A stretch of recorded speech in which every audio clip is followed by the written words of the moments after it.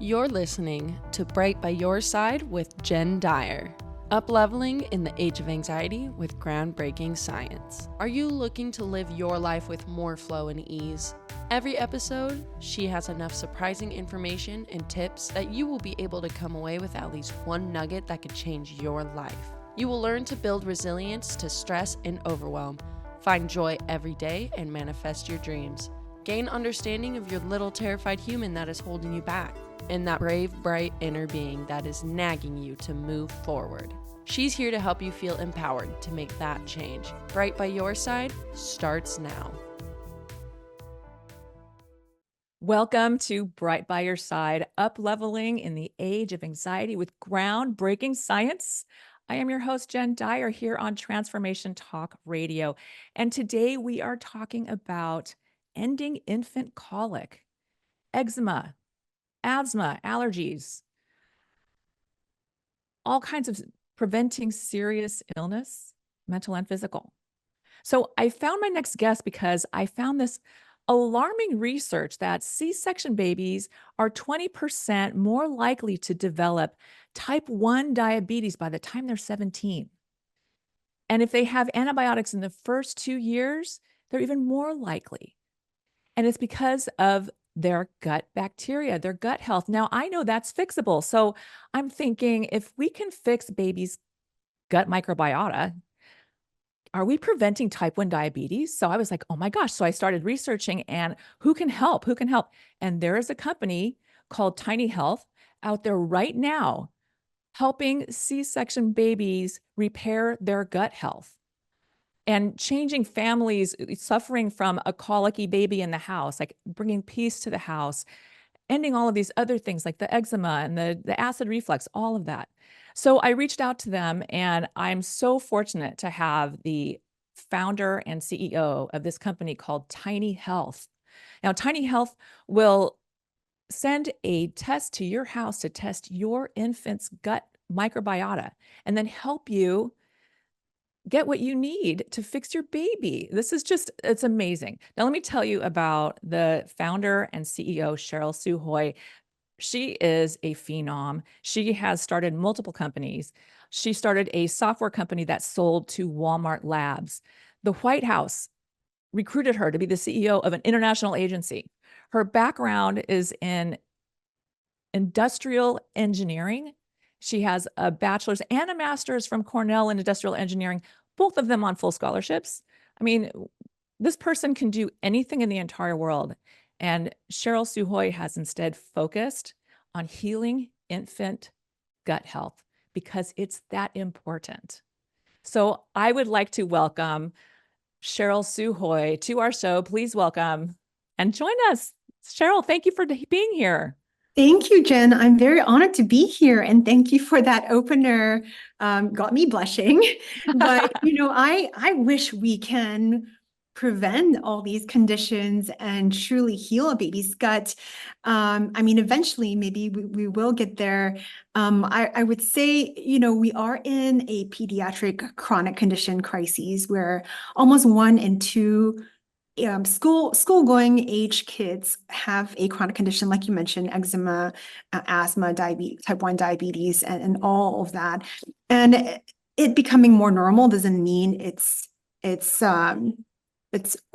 becoming more prevalent doesn't mean it's normal, right? So there's something amiss about it. And, most of the time, I don't want to overclaim that we can automatically heal every eczema child's symptoms, but most of the time there is a gut connection.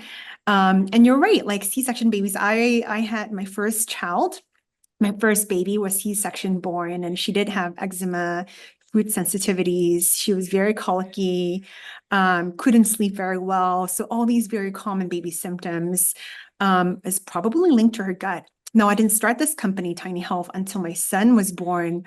In fact, I started it a week after he was born. Wow. I ended up having a vaginal birth with him at home because it was at the beginning of the pandemic. I was actually worried that I was going to have a second C-section because both babies were breached upside down. And I was adamant about restoring his gut this time, but thankfully he was vaginally born. and he doesn't have any of the symptoms or conditions his older sister has. That said, I do want to mention that, now that we've served almost 30,000 families at Tiny Health, Wow. most of them are babies. We have a lot of data around C-section versus vaginal birth, formula feeding versus breastfeeding, all kinds of conditions, eczema, no eczema, cow's milk protein allergy. And even vaginally born breastfed babies sometimes have eczema and these colicky conditions. I would say 30% of the time. There is a mom-baby connection, which I can dive into a little bit later, but sometimes we get mom's sample too. So if you're still breastfeeding and your baby has some symptoms, I would highly encourage a mom and baby gut sample, because sometimes we find that moms didn't have the beneficial bacteria that they're supposed to pass on to baby at birth during labor. And so even through a vaginal birth, if mom was missing certain bacteria, then that vertical transfer couldn't happen. So in most cases, yes, C-section babies born will have a different gut microbiome at birth compared to babies born vaginally. And over time, that difference, the variance kind of like disappears a little bit by 1 year of age. But at 1 year, if the baby still has a C-section signature, then their risk for asthma is 3 times more. 3 times more. Now I'm gonna tell you that your testimonials on your website make it sound like you're actually really doing a lot of amazing stuff. I mean, we are most of the time, especially when Yeah. people come to us with babies as early as possible. We do help with a lot of symptoms. I just don't want to mislead people into thinking it's like a magic bullet. This is solve all their problems, because there is also a genetic factor. There's a family history factor for all of these conditions, right? The gut microbiome plays a huge role, but it's important to understand that it's not like the be all end all. It's a major component of the picture of the puzzle, but there may be other things affecting the symptoms and conditions as well. Yes. Well, I thought it was interesting that you work with women who are planning to conceive and women who are already pregnant. So maybe we should back up and explain, like, how does a baby get their gut bacteria? And honestly, you can even explain a little bit about how that works. Of How the course. digestive tract. Yeah. And then even, I'm not sure if people even know what the microbiome is, right? Right. Yeah. Believe it or not, we have just as many microbes in us. So 38 trillion microbes living in and on us, meaning, and there are different kind of sites of the microbiome. There's the skin microbiome, which is the largest organ in us, which has a different bacteria from the oral microbiome, which is also really important during pregnancy. You don't want oral infections of bad bacteria. There's the gut microbiome, which is the most studied and most correlated to health or disease. And it inhabits a very different kind of bacteria, because there's no oxygen in the gut, in your large intestines. So what we find in there is really different. It's the richest site of all human microbiome. There's also the vaginal microbiome, in which, a vaginally born baby will pass through and first acquire their microbes from mom. They acquire the vaginal microbes first. I actually do have this fancy chart here.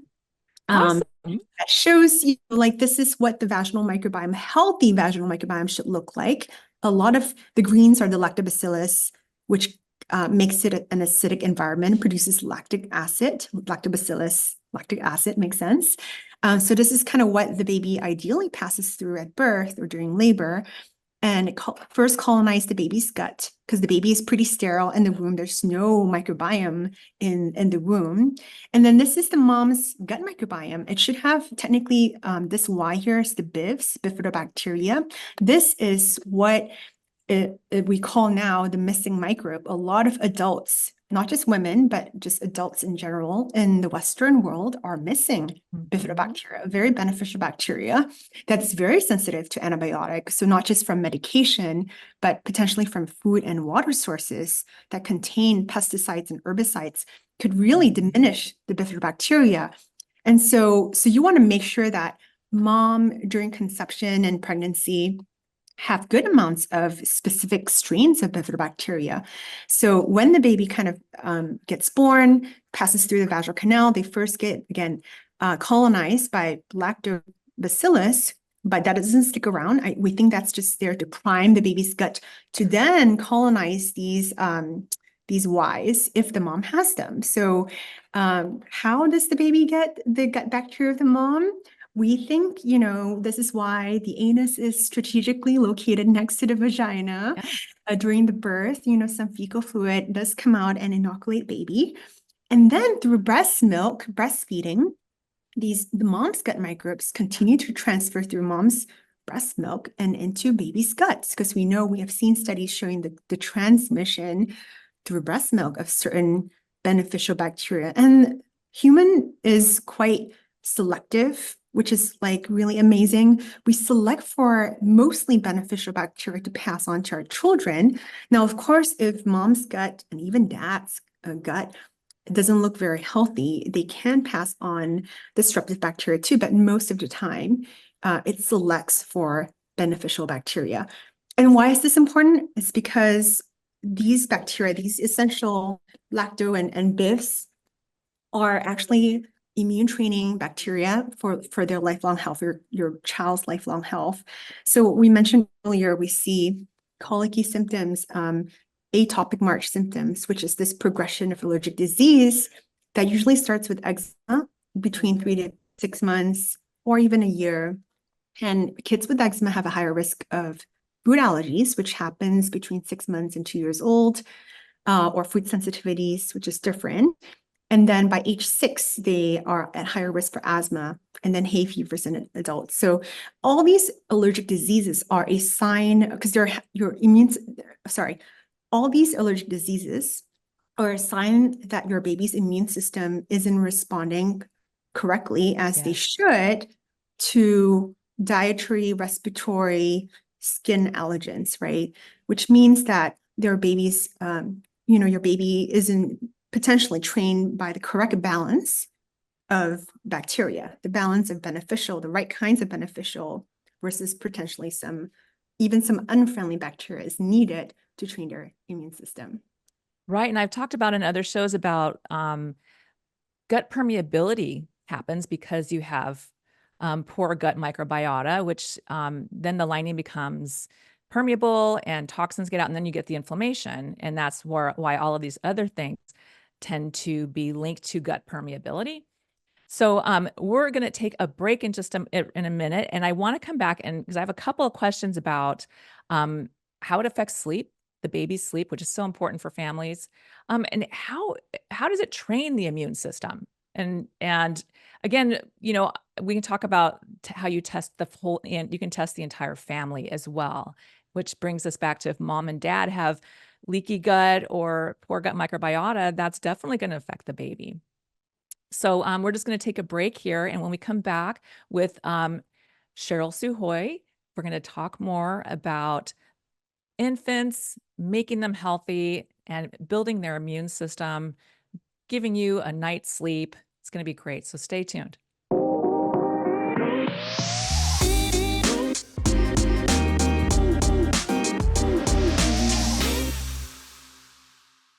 Welcome back. We're here with Cheryl Sew Hoy, founder and CEO of Tiny Health, a gut microbiome, gut testing company that's here to help you be healthier, help your baby be healthier.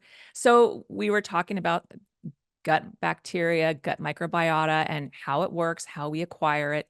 So I saw some interesting information about how important it is for sleep. And like I said, colicky babies, the whole family suffers. So tell us about how you're able to affect sleep. Yeah, so when we've looked into studies connecting colicky babies and their gut bacteria, we see the same signature, which is missing bifidobacteria, which I mentioned earlier. So in the first year of life, the baby's sole main job is to digest breast milk. And breast milk is actually made out of, a third of breast milk is made out of HMOs, human milk oligosaccharides. So these HMOs are prebiotic fibers that are indigestible by the baby's gut. So, and they're actually there as food for the healthy bacteria, the bifidobacteria. So it's interesting if you study the science of breast milk, actually, that if the baby didn't have the right beneficial bacteria, which is the BIFs that can digest HMOs in breast milk, a third of your breast milk is just passing through the baby's digestive system without being absorbed, fully absorbed. So it is important for babies to have BIVs. They should be about 50 to 90% of the baby's gut in the first year. And this is what trains their immune system. So when there isn't this protective immune training bacteria, then what takes hold in the baby's gut, because there's if you imagine a baby's gut as like an island, a small island that didn't have any trees or coconut trees or wildlife before, you're only getting maybe 10 initial trees planted and seeded. So if they're not of the good species, then they may be of, unfriendly species. And so early on, like this, the kind of the connection with sleep is that if out of 10 trees are the BIF kinds, the healthy kinds, then they're probably going to be fine and sleep well and things like that.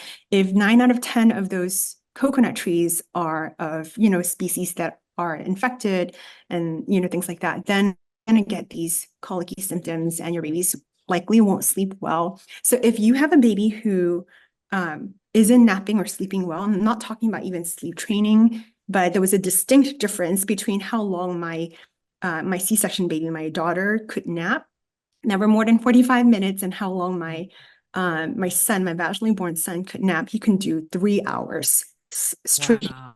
And, Wow. and he had a lot of BIFs. He had in his first year. I couldn't see my dog's gut because, I hadn't started the company then, but I suspect that she didn't get 90% BIFs in the first year.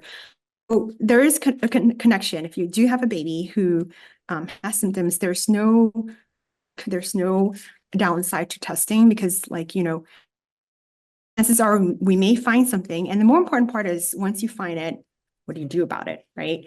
I created this company to make it actionable and evidence-based for parents to be able to take action and for the data to empower them. So we talk a little bit about C-section.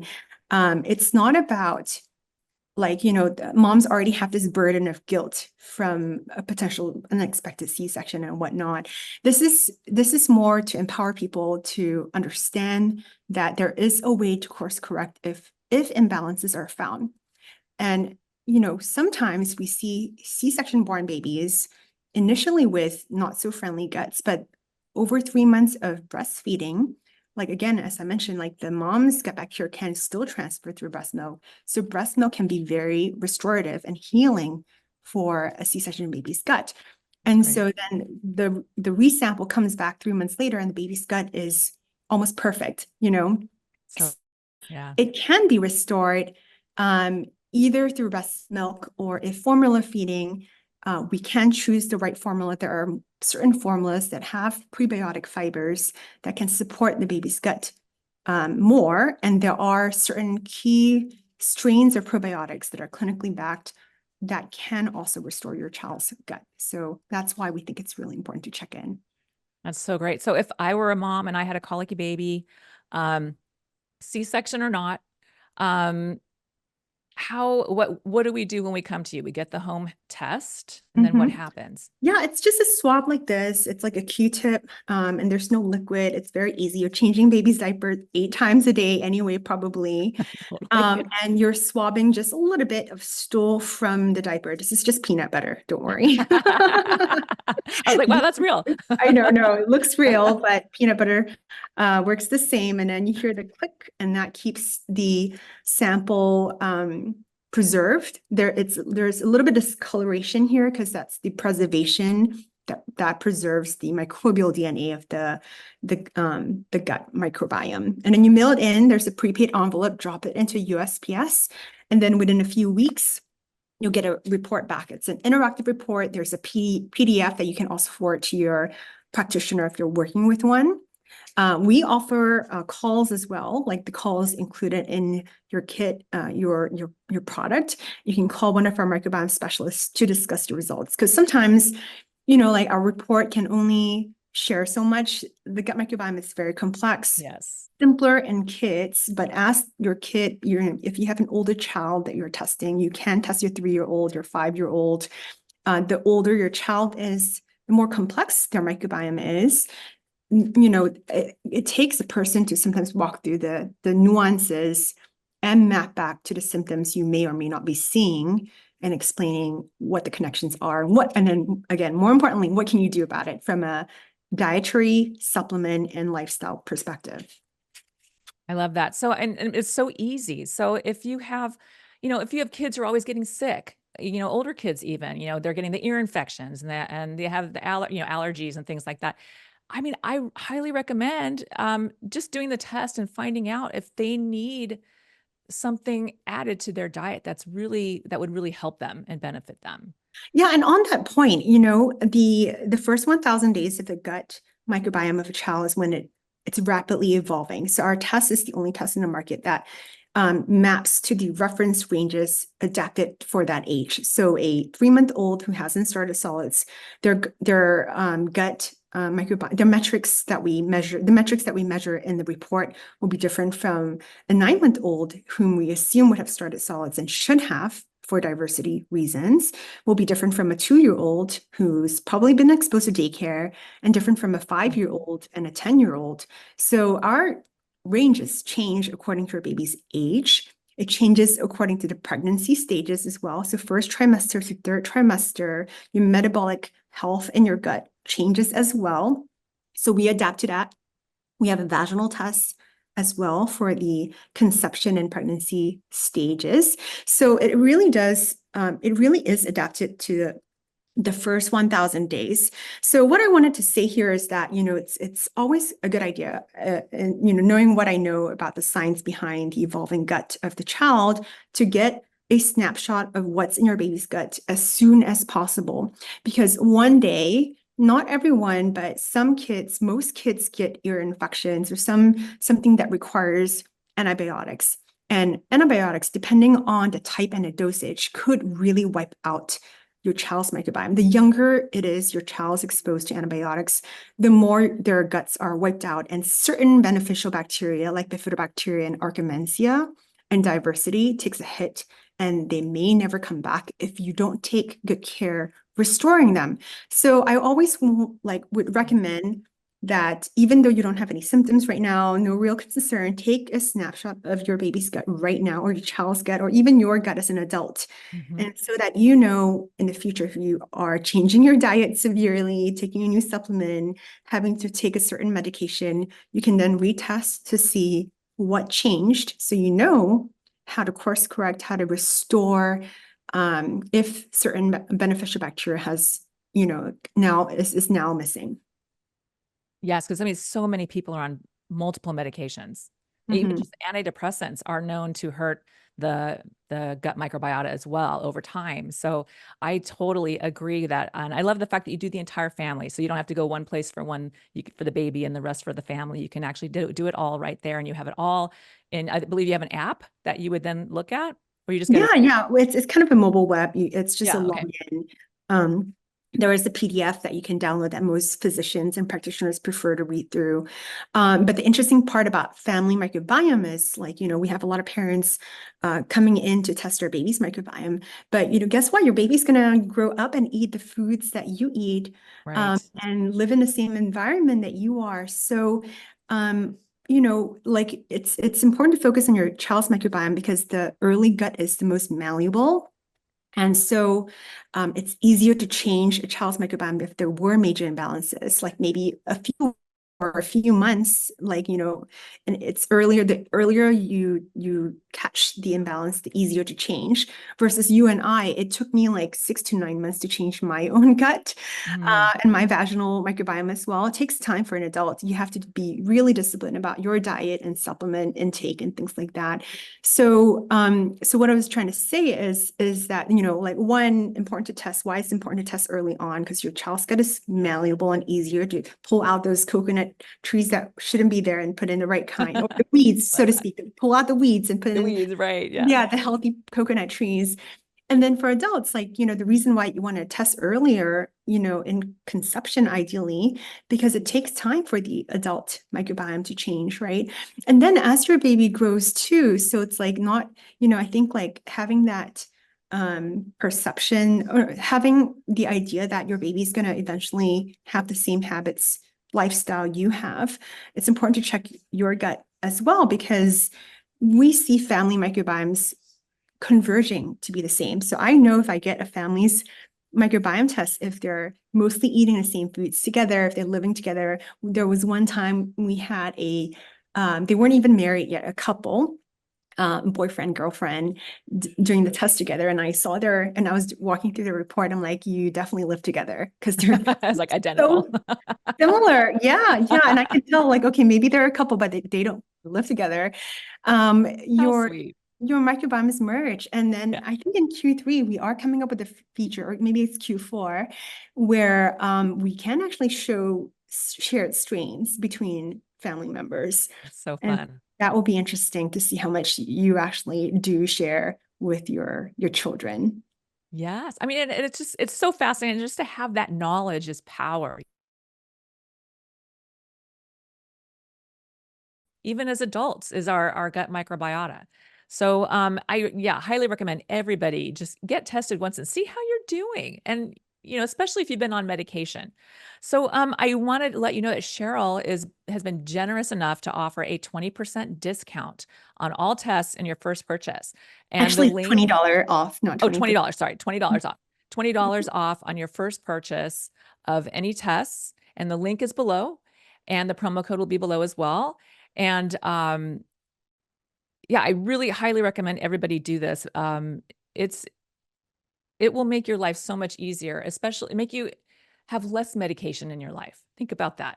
Because we really do have antibiotics in our food. We're getting them all the time by accident. We don't even realize it. So it's so important to be on top of our gut health. So I just want to thank Cheryl for joining us. And I hope we have you back again, because I know your science is evolving. And I just wonder if you have anything that you can tell families just right now, any foods that are really beneficial before we head out. Well, I think as with, a lot of our recommendations come in 3 sections, like the dietary component. Obviously for babies, it's just the milk component, like breast milk or formula. There's the supplement component, there's the lifestyle component, and supplements can always be a good way to kind of give you the more immediate shift, but long term, you have to get your diet kind of in there. So your fiber-rich foods, polyphenol-rich foods, your fermented foods can play a huge role to support that ongoing healthy microbiome. And of course, lifestyle changes as well. So I would say, we really need to start looking at our health holistically, and not just kind of do one thing and just do supplements and you'll be fine. Right. It's hard work, right? Ultimately, it's a lifestyle, and your lifestyle influences your health more than your genetics, right? Your epigenetics you do with your microbiome will influence your immune system, because 80% of your immune system is in your gut, as you mentioned earlier. So, I would say my parting advice is to really, if you want the best health for your kids, yourself, longevity and health span, then you really have to think about how to holistically care for your health. That's great. That's wonderful. And all of that stuff is accessible. It's all accessible. So I just want to thank Cheryl for being here. This was fantastic. I'm so excited that this company is out there. I think you're changing lives. And testimonials are there too, to talk about that too. So thank you all for joining us. I'm so grateful to have you here listening. My name's Jen. I'm here to help. And this is Bright by Your Side on Transformation Talk Radio.